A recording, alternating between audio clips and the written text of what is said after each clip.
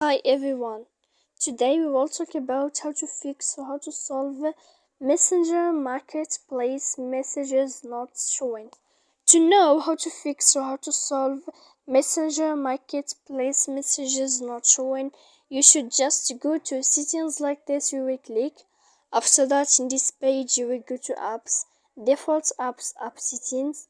When you will see this list, you will go down to find the application of Messenger and you will enter. Then in this page you will go to click for stop. After that you will enter to storage. When you will see this page you will click clear cache. Then you will go to click clear data.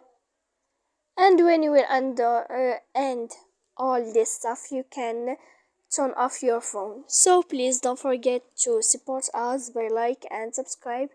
See you next time in another video, and thank you for watching.